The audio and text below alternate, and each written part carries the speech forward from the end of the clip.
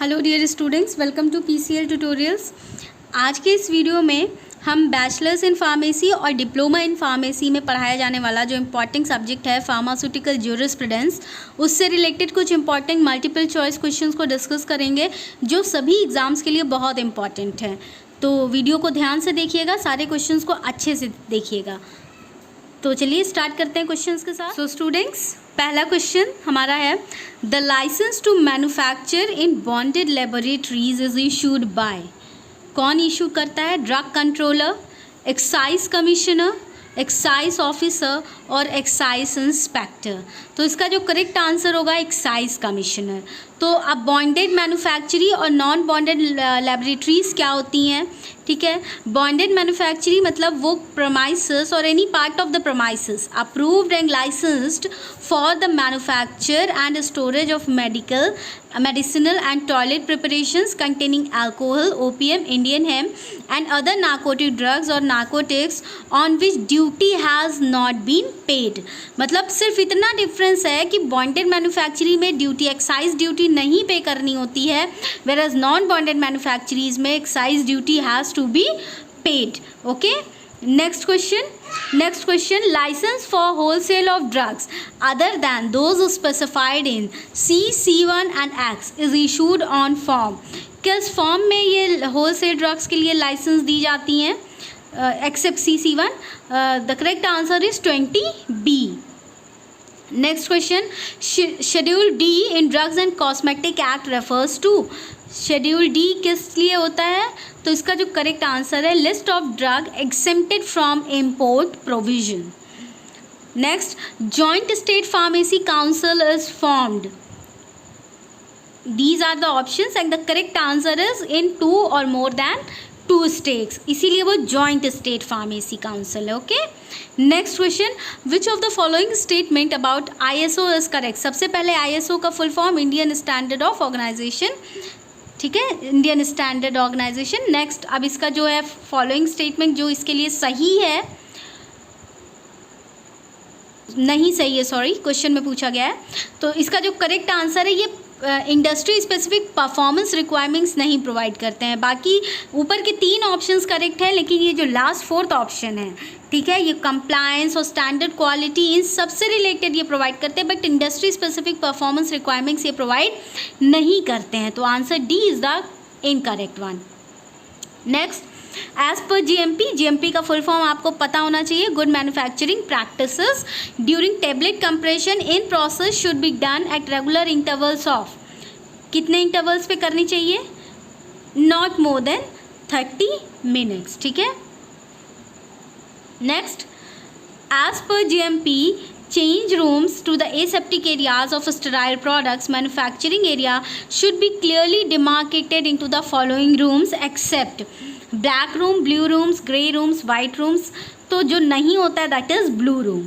Next, a sample taken by the drug inspector from the retail premises should be divided into। कितने parts में उस sample को divide कर देना चाहिए? तो करेक्ट आंसर है वो 3 पार्ट्स है। Next, ISO 14000 is primarily concerned with one or more than one of events mentioned below। तो देखिए ISO 14000 ये generally they are concern with environmental safety. Okay, next answer, document seized by drug inspector during search of a place where he believes an offence has been और is being committed. जहाँ हुआ है तो वो documents उसको कब तक return कर देने चाहिए? तो within 20 days of seizures documents return कर देनी चाहिए। Next is analysis of samples of serum protein, vaccines, toxins, antigen shall be carried out at. तो कहाँ पे होता है इन सब सैम्पल्स का एनालिसिस? तो correct answer is central research institute Kasauli, ठीक है। तो next, the report of a government analyst is. तो इसका जो करेक्ट आंसर होगा B, conclusive evidence unless notified by a person from whom the sample was taken and he intends to adduce the evidence in contravention of the report। Next question, as per the medicinal and toilet preparation act bonded laboratories means, अभी पहले ही पढ़ा था आपने, bonded laboratory कौन सी होती है, जहां excise duty पे करने की ज़रूरत नहीं होती है, ठीक है। Next, regarding functions of the pharmacy councils in India one of the following is not correct. तो सभी फंक्शंस हैं लेकिन एक तो नहीं है, तो उसका करेक्ट आंसर है the central council can also serve the need of the state is the wrong answer, ठीक। Next, the first national institute of pharmacy education and research was started at, कहाँ स्टार्ट हुआ था सबसे पहला, correct answer is Mohali, Nagpur Mohali is the first. Next, as per the shops and establishment act pharmacies depend from other in one of the following. तो hours of work, ठीक है, इसमें differ हो सकता है, कुछ लोग दिन में काम करते हैं, कुछ रात में करते हैं, तो आवर्स ऑफ वर्क में differ. Next, as per the code of pharmaceutical ethics a registered pharmacist cannot do the following except. तो ये सारी चीज़ें नहीं कर सकता है, मेडिसिन इन एमरजेंसीज़ को प्रैक्टिस नहीं कर सकता, प्रिस्क्राइब भी नहीं कर सकते, ठीक है, और ह्यूमैनिटेरियन ग्राउंड्स में मेडिसिन को डिस्पेंस भी नहीं कर सकते, लेकिन दे रेंडर फर्स्ट एड इन एमरजेंसीज, ठीक है। Next, under new drug policy 1994 with national drug authority, the central government has the responsibility of granting license itself to the following except। Central government के पास भी राइट है कि वो लाइसेंस दे सकती है, लेकिन वो किसको नहीं दे सकती, सीरा एंड वैक्सीन्स को लाइसेंस नहीं दे सकते, ठीक है। One of the following is not an essential commodity as per the act 1955। तो इनमें से कौन सी एसेंशियल कॉमोडिटी नहीं है, तो correct answer is raw wool is not the essential commodity, लेकिन बाकी सारी तीनों जो हैं वो एसेंशियल कॉमोडिटीज़ एक्ट में आती हैं, ठीक है। Next, one of the following is not a member of the IAEC।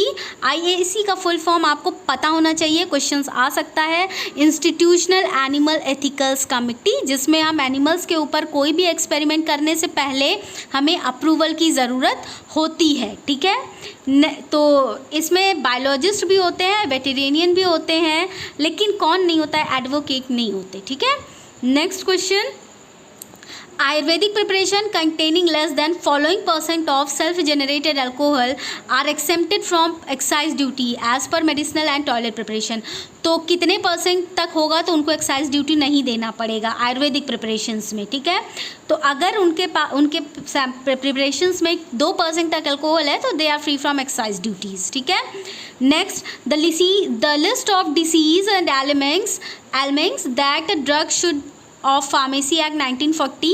तो कौन सा इसमें से एक्ट आता है डिसीज़ एंड एलिमेंट्स के लिए, तो करेक्ट आंसर इज जे।